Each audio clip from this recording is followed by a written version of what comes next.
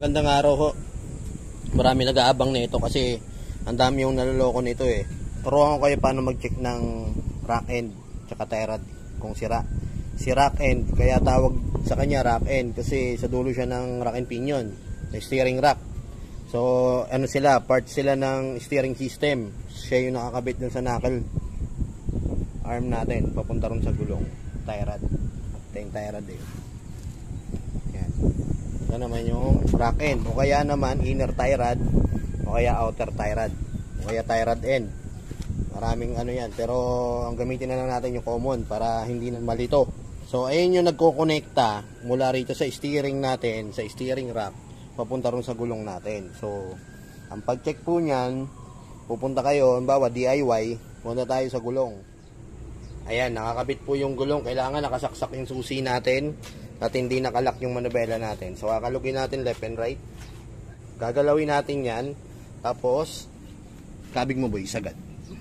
Yan. Sige, sagad mo. Yan. Ayan yung tie rod na connect sa gulong. So kakalugin natin na nakakabit yung gulong. Left and right lang. 3 o'clock tsaka 9 o'clock. Tapos hawakan natin yan dito. Yan. Tanggalin nga natin yung gulong. Basta ganun lang po gawin natin. Tanggalin natin yung gulong para mas makita ninyo. So ayun, di ba kinakalog natin? Hawakan natin dito.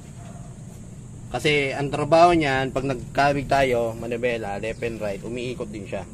May ball joint po yan. Yung dulo niyan, mamaya paliwanag ko sa inyo. Tapos pag ginawa ka natin dito, at ito gumaganon-ganon, ibig sabihin, sira yung tie rod natin. Tapos, yung rack end natin, ang pinakamahalaga sa lahat, tatanggalin natin yung steering boots.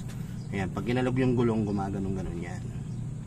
Kasi pag hindi natin makikita yan, nang nakakabit yung boots, yung iba, yung mga magagaling na, kinakapa lang nila. Pero ako, hindi po ako magaling. Kailangan tanggalin talaga natin yung boots yan para actual na makita. So, pag bumabayo na yan, yun, may kalog na yun. So magkukos po yan ng lagotok, tsaka langit-ngit, tsaka wiggle pag high speed. Kahit nagpa-balance na kayo, pag sira yung rack end, tie rod natin, manubela natin, gumaganon-ganon yan pag tumatakbo tayo na mabilis. So yun, punta tayo sa actual natin. Simulan natin sa rack end. Kung mapapansin ninyo, yung dulo nyan bilog, o ball joint kung tawagin. So pag lumiliko tayo, gumaganyan-ganyan yan, gumaganyan-ganyan posisyon, kaya design yan kasi hindi pwedeng straight lang yan. So ganito nangyayari pagka po kumalog na yan dyan, yung iba may bushing yan sa loob, yung iba wala, plastic bushing, so hindi naman napapalitan yun, kakalog to. Ayan, ayan, tumutulog nga eh. Ayan, hindi po dapat gumaganyan yan. So maling paniniwala po natin na ang pag-check ng rack end ay ganito. Yan, oh, malambot na oh. Sira na ho yan. Oh, mali po yun. may mga brand new na sasakyan na ganyanin mo, sobrang lambot nila. Pero walang kalog. So katagalan, nakikita nyo naman yan, bola, katagalan, lumalambot yan. So may mabibili tayo mga aftermarket, medyo matitigas talaga sila, pero katagalan, lalambot yan. Kasi gumaganyan-ganyan yan eh. Kaya nga bilog yan eh. Ngayon, pag hindi na o, pag bumayo na ng ganyan yan, ibig sabihin, sira na talaga. Ayun yun na magkukos ng lagotok. So pagka ganyan yan, o, tinan nyo. Oh, sira na ho yan, sira na. Eh, ito, malaki na kalog, talagang lalambot na yung ganyan, sobra. Pero may mga sasakyan po, gaya ng sinabi ko kanina, na kahit brand new, ganunin mo pa lang, malambot ng gusto. Pero hindi na ang uluguan na sira na yan. Kailangan ng pag-check niyan, pag ganyan.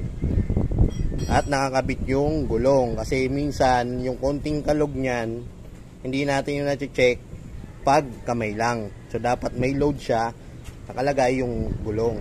O yan, pareho yan ng tie rod. Ayan o, gaganyan o. Oh, sira na, malambot na. O, yari na kayo dyan. Kailangan di babayo yan. Pag bumayo na yan, Ayan, wag po kayong papayag na gumaganyan lang ay papapalitan nyo na.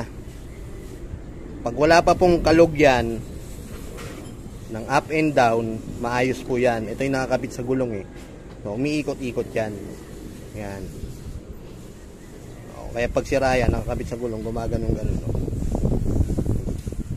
Yari kayo dyan. Kasi lalong-lalo sa mga sasakyan, depende sa sasakyan, may mga malalambot talaga. Kahit bago pa, may malalambot na rack end, saka tie rod, ganyan, no?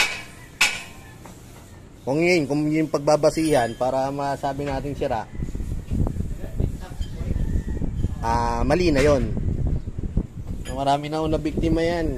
Tataka sila, bakit bagong-bago pa yung sasakyan nila, sira na raw, napalitan na. Hindi naman agad-agad basta na sa sira yan. Lalo yung mga original natin, matitibay itong mga to. So, yun lang. Ganun po yung pag-check niyan. Kailangan bumabayo yan. Hindi ganyan, ha? Kaya malilito dyan. Ayun, rack end, tsaka tie rod. Ayun, salamat po sa lahat ng sumusuporta sa akin at mag-iingat po tayo lahat.